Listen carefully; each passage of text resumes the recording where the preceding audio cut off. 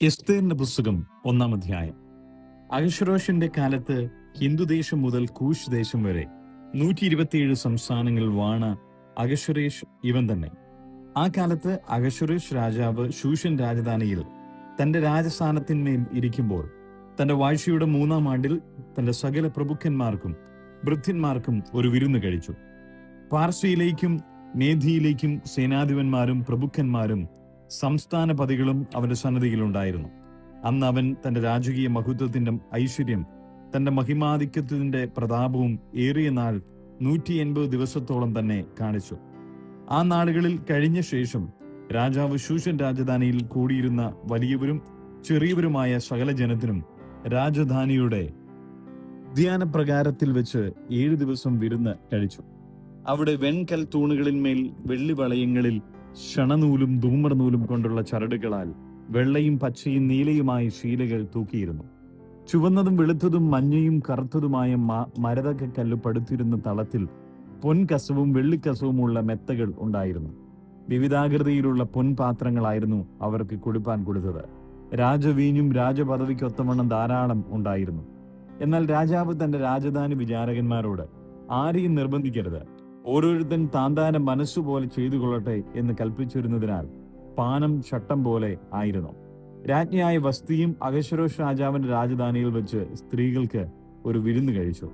7-ാം ദിവസം വീഞ്ഞു കുടിച്ച് ആനന്ദമായിരിക്കുമ്പോൾ അഹശ്വേരോശ് രാജാവ് മെഹൂമാൻ, ബിസ്ത, ഹർബോന, ബിഗ്ദ്വ, അബഗ്ദ്വ, സേദർ, കർക്കസ് എന്നിങ്ങനെ രാജധാനിയിൽ സേവിച്ചു നിൽക്കുന്ന 7 ഷണ്ഡന്മാരോട് ജനങ്ങൾക്കും പ്രഭുക്കന്മാർക്കും വസ്തി രാജ്ഞിയുടെ സൗന്ദര്യം കാണിക്കേണ്ടതിന് അവളെ രാജകിരീടം ധരിപ്പിച്ച് രാജസന്നിധിയിൽ കൊണ്ടുവരുവാൻ കൽപ്പിച്ചു.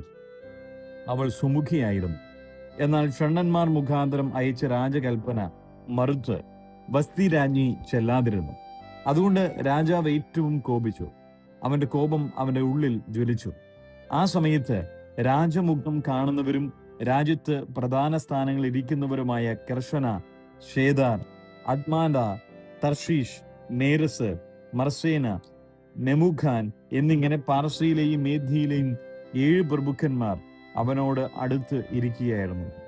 രാജ്യധർമ്മത്തിലും ന്യായത്തിലും പരിജ്ഞാനികളായ എല്ലാവരോടും ആലോചിക്കുക പതിവായിരുന്നതിനാൽ കാലാജ്ഞന്മാരായ ആ വിദ്വാൻമാരോട് രാജാവ് ഷണ്ഡന്മാർ മുഖാന്തരം അഹശ്വേരോശ് രാജാവ് അയച്ച കൽപ്പന വസ്തി രാജ്ഞി അനുസരിക്കായകൊണ്ട് രാജ്യധർമ്മപ്രകാരം അവളോട് ചെയ്യേണ്ടത് എന്ത് എന്ന് ചോദിച്ചു.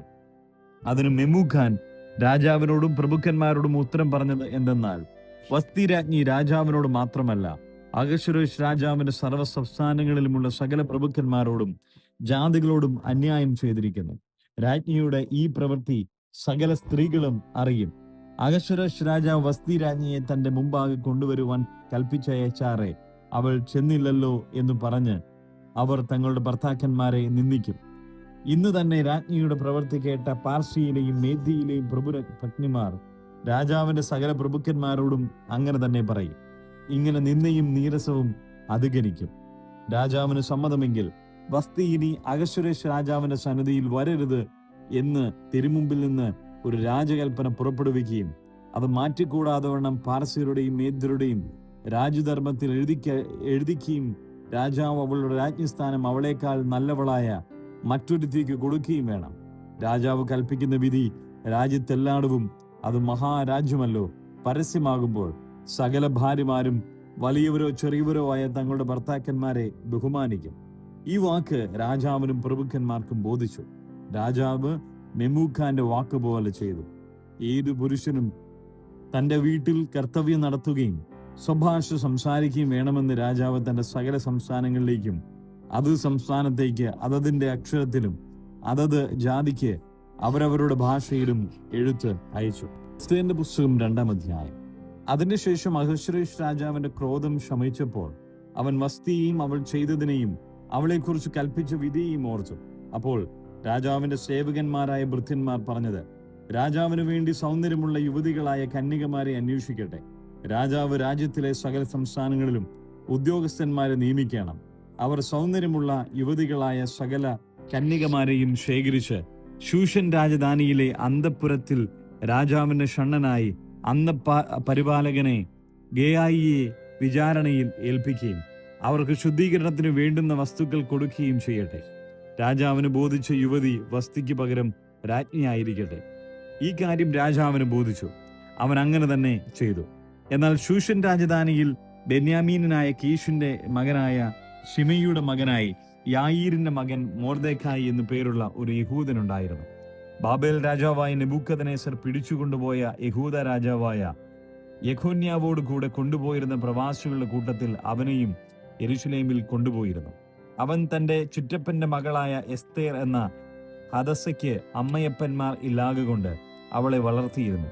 ഈ യുവതി രൂപവതിയും സുമുഖിയും ആയിരുന്നു. അവളുടെ അപ്പനും അമ്മയും മരിച്ച ശേഷം മൊർദെഖായി അവളെ തനിക്ക് മകളായിട്ട് എടുത്തു.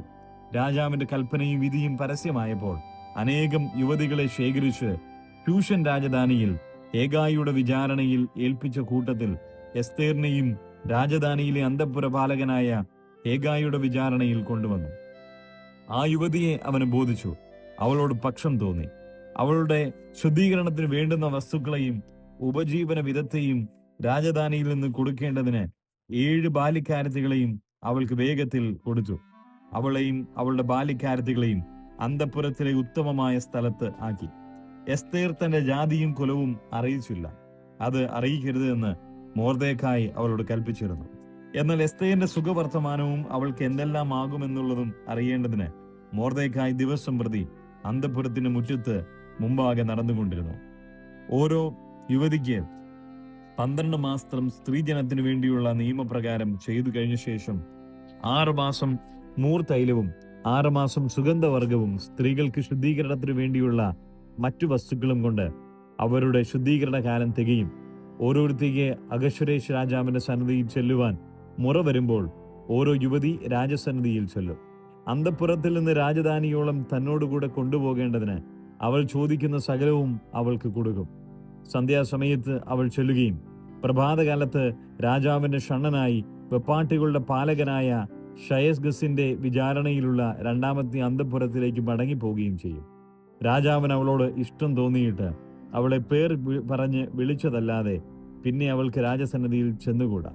എന്നാൽ മൊർദെഖായി തനിക്ക് മകളായിട്ടെടുത്തിരുന്ന അവന്റെ ചുറ്റപ്പന്റെ അബീഗയിലിന്റെ മകളായ എസ്തേറിന് രാജസന്നിധിയിൽ ചെല്ലുവാൻ മുറ വന്നപ്പോൾ അവൾ രാജാവിന്റെ ഷണ്ണനും അന്തഃപുര പാലകനുമായ ഹേഗായി പറഞ്ഞത് മാത്രമല്ലാതെ ഒന്നും ചോദിച്ചില്ല. എന്നാൽ എസ്തേറിനെ കണ്ട എല്ലാവർക്കും അവളോട് പ്രീതി തോന്നും. അങ്ങനെ എസ്തേറിനെ അഹശ്വേരോശ് രാജാവിന്റെ വാഴ്ചയുടെ 7ാം ആണ്ട് തേബേത്ത് മാസമായ 10ാം മാസത്തിൽ രാജധാനിയിൽ അവന്റെ അടുക്കലേക്ക് കൂട്ടിക്കൊണ്ടു ചെന്നു. രാജാവ് എസ്തേറിനെ സകല സ്ത്രീകളെക്കാളും അധികം സ്നേഹിച്ചു. സകല കന്യകമാരിലും അധികം കൃപയും പക്ഷവും അവളോട് തോന്നിയിട്ട് അവൻ രാജകിരീടം അവളുടെ തലയിൽ വെച്ച് അവളെ വസ്തിക്ക് പകരം രാജ്ഞിയാക്കി. രാജാവ് തന്റെ സകല പ്രഭുക്കന്മാർക്കും ഭൃത്യന്മാർക്കും എസ്തേറിന്റെ വിരുന്നായിട്ട് ഒരു വലിയ വിരുന്ന് കഴിച്ചു. അവൻ സംസ്ഥാനങ്ങൾക്കൊരു വിമോചനവും കൽപ്പിച്ചു. രാജപദവിക്കൊത്തവണ്ണം സമ്മാനങ്ങളും കൊടുത്തു. 2ാം പ്രാവശ്യം കന്യകമാരെ ശേഖരിച്ചപ്പോൾ മൊർദെഖായി രാജാവിന്റെ വാതിൽക്കൽ ഇരുന്നിരുന്നു. മൊർദെഖായി കൽപ്പിച്ചതുപോലെ എസ്തേർ തന്റെ കുലവും ജാതിയും അറിയിക്കാതിരുന്നു. എസ്തേർ മൊർദെഖായിയുടെ അടുക്കൽ വളർന്നപ്പോ പോലെ പിന്നെയും അവന്റെ കൽപ്പന അനുസരിച്ച് പോന്നു. ആ കാലത്ത് മൊർദെഖായി രാജാവിന്റെ വാതിൽക്കൽ ഇരിക്കുമ്പോൾ വാതിൽ കാവൽക്കാരിൽ രാജാവിന്റെ 2 ഷണ്ണന്മാരായ ബിഗ്ധ്വാനും തേരശും ക്രുദ്ധിച്ച് അഹശ്വേരോശ് രാജാവിനെ കയ്യേറ്റം ചെയ്താൻ തരം അന്വേഷിച്ചു. മൊർദെഖായി കാര്യമറിഞ്ഞ് എസ്തേർ രാജ്ഞിക്ക് അറിവ് കൊടുത്തു. എസ്തേർ അത് മൊർദെഖായിയുടെ നാമത്തിൽ രാജാവിനെ ഗ്രഹിപ്പിച്ചു. അന്വേഷണം ചെയ്താറെ കാര്യം സത്യമെന്ന് കണ്ട് അവർ 2 പേരെയും കഴുവിന്മേൽ തൂക്കിക്കളഞ്ഞു. ഇത് രാജാവിന്റെ മുമ്പിൽ ദിനവൃത്താന്ത പുസ്തകത്തിൽ എഴുതി വെച്ചു. പുസ്തകം 3-ാം അധ്യായം. അനന്തരം അഹശ്വേരോശ് രാജാവ് ആഗാഗനായ ഹമ്മെദായിയുടെ മകൻ ഹാമാന് കയറ്റവും ഉന്നത പദവിയും കൊടുത്ത് അവന്റെ ഇരിപ്പിടം തന്നോടുകൂടെ ഇരിക്കുന്ന സകല പ്രഭുക്കന്മാരുടെയും ഇരിപ്പിടങ്ങൾക്കും മേലായി വെച്ചു. രാജാവിന്റെ വാതിൽക്കലെ രാജഭൃത്യന്മാരൊക്കെയും ഹാമാനെ കുമ്പിട്ട് നമസ്കരിക്കണം. രാജാവ് അവന് സംബന്ധിച്ച് അങ്ങനെ കൽപ്പിച്ചിട്ടുണ്ടായിരുന്നു. എങ്കിലും മൊർദെഖായി അവനെ കുമ്പിട്ടില്ല, നമസ്കരിച്ചതുമില്ല. അപ്പോൾ രാജാവിന്റെ വാതിൽക്കലെ രാജഭൃത്യന്മാർ മൊർദെഖായിയോട്, നീ രാജകൽപ്പന ലംഘിക്കുന്നത് എന്ത് എന്ന് ചോദിച്ചു. അവർ ഇങ്ങനെ ദിവസം പ്രതി അവനോട് പറഞ്ഞിട്ടും അവൻ അവരുടെ വാക്ക് കേൾക്കാതിരുന്നതിനാൽ മൊർദെഖായിയുടെ പെരുമാറ്റം നിലനിൽക്കുമോ എന്ന് കാണേണ്ടതിന് അവർ അത് ഹാമാനോട് അറിയിച്ചു. താൻ യഹൂദനെന്ന് അവൻ അവരോട് പറഞ്ഞിട്ടുണ്ടായിരുന്നു. മൊർദെഖായി തന്നെ കുമ്പിട്ട് നമസ്കരിക്കുന്നില്ലെന്ന് കണ്ടിട്ട് ഹാമാൻ കോപം കൊണ്ട് നിറഞ്ഞു. എന്നാൽ മൊർദെഖായിയെ മാത്രം കയ്യേറ്റം ചെയ്യുന്നത് അവന് പുച്ഛകാര്യമായി തോന്നി. മൊർദെഖായിയുടെ ജാതി ഇന്നതെന്ന് അവൻ അറിയുവിട്ടിരുന്നു. അതുകൊണ്ട് അഹശ്വേരോശിന്റെ രാജ്യത്തെല്ലായിടത്തുമുള്ള മൊർദെഖായിയുടെ ജാതിക്കാരായ യഹൂദന്മാരെയൊക്കെയും നശിപ്പിക്കേണ്ടതിന് ഹാമാൻ തരമന്വേഷിച്ചു. അഹശ്വേരോശ് രാജാവിന്റെ 12-ാം ആണ്ടിൽ നീസാൻ മാസമായ 1-ാം മാസത്തിൽ അവർ ആധാർ എന്ന 12-ാം മാസം വരെയുള്ള ഒരു ദിവസത്തെയും ഓരോ മാസത്തെയും കുറിച്ച് ഹാമാന്റെ മുമ്പിൽ വെച്ച് പൂര് എന്ന് ചീട്ടിട്ട് നോക്കി. പിന്നെ ഹാമാൻ അഹശ്വേരോശ് രാജാവിനോട്, തന്റെ രാജ്യത്തിലെ സകല സംസ്ഥാനങ്ങളിലുമുള്ള ജാതികളുടെ ഇടയിൽ ഒരു ജാതി ചിന്നിച്ചിതറിക്കിടക്കുന്നു. അവരുടെ ന്യായപ്രമാണങ്ങൾ മറ്റുള്ള സകല ജാതികളോടൊന്നിനോടും വ്യത്യസ്തപ്പെട്ടിരിക്കുന്നു. അവർ രാജാവിന്റെ പ്രമാണങ്ങളെ അനുസരിക്കുന്നതുമില്ല. അതുകൊണ്ട് അവരെ അങ്ങനെ വിടുന്നത് രാജാവിന് യോഗ്യമല്ല. രാജാവിന് സമ്മതമുണ്ടെങ്കിൽ അവരെ നശിപ്പിക്കേണ്ടതിന് സന്ദേശം എഴുതി അയക്കണം. എന്നാൽ ഞാൻ കാര്യവിചാരകന്മാരുടെ കയ്യിൽ 10,000 താലന്ത് വെള്ളി രാജാവിന്റെ ഭണ്ഡാരത്തിലേക്ക് കൊടുത്തയക്കാം എന്ന് പറഞ്ഞു. അപ്പോൾ രാജാവ് തന്റെ മോതിരം കയ്യിൽ നിന്ന് ഊരി ആഗാഗനായ ഹമ്മേദായിയുടെ മകനായ യഹൂദന്മാരുടെ ശത്രുവായ ഹാമാന് കൊടുത്തു. രാജാവ് ഹാമാനോട്, ഞാൻ വെള്ളിയെയും ആ ജാതിയെയും നിനക്ക് ദാനം ചെയ്യുന്നു, ഇഷ്ടം പോലെ ചെയ്തു കൊള്ളുക എന്ന് പറഞ്ഞു. അങ്ങനെ 1-ാം മാസം 13-ാം തീയതി രാജാവിന്റെ രായസക്കാരെ വിളിച്ചു.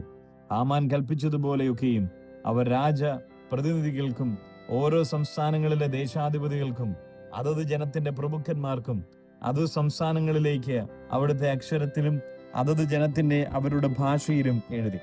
അഹശ്വേരോശ് രാജാവിന്റെ നാമത്തിൽ അത് എഴുതി രാജമോതിരം കൊണ്ട് മുദ്രയിട്ടു. ആധാർ മാസമായ 12-ാം മാസം 13-ാം തീയതി തന്നെ സകല യഹൂദന്മാരെയും ആബാലവൃദ്ധം കുഞ്ഞുങ്ങളെയും സ്ത്രീകളെയും കൂടെ നശിപ്പിച്ച് കൊന്നുമുടിക്കുകയും അവരുടെ വസ്തുവക കൊള്ളയിടുകയും ചെയ്യണമെന്ന് രാജാവിന്റെ സകല സംസ്ഥാനങ്ങളിലേക്കും അഞ്ചൽക്കാർ വശം എഴുത്ത് അയച്ചു. അന്നത്തേക്ക് ഒരുങ്ങിയിരിക്കണമെന്ന് സകല ജാതികൾക്കും പരസ്യം ചെയ്യേണ്ടതിന് കൊടുത്ത തീർപ്പിന്റെ പകർപ്പ് ഓരോ സംസ്ഥാനത്തിലും പ്രസിദ്ധമാക്കി. അഞ്ചൽക്കാർ രാജകൽപ്പന പ്രമാണിച്ച് ക്ഷണത്തിൽ പുറപ്പെട്ടുപോയി. ശൂഷൻ രാജധാനിയിലും ആ തീർപ്പ് പരസ്യം ചെയ്തു. രാജാവും ഹാമാനും കുടിപ്പാനിരുന്നു. ശൂഷൻ പട്ടണമോ കലങ്ങിപ്പോയി. എസ്തേറിന്റെ പുസ്തകം 4-ാം അധ്യായം. സംഭവിച്ചതൊക്കെയും അറിഞ്ഞപ്പോൾ മൊർദെഖായി വസ്ത്രം കീറി രട്ടുടുത്ത് വെണ്ണീർ വാരി ഇട്ടും കൊണ്ട് പട്ടണത്തിന്റെ നടുവിൽ ചെന്ന് കൈപ്പോടെ അത്യുച്ചത്തിൽ നിലവിളിച്ചു. അവൻ രാജാവിന്റെ പടിവാതിലോളം വന്നു.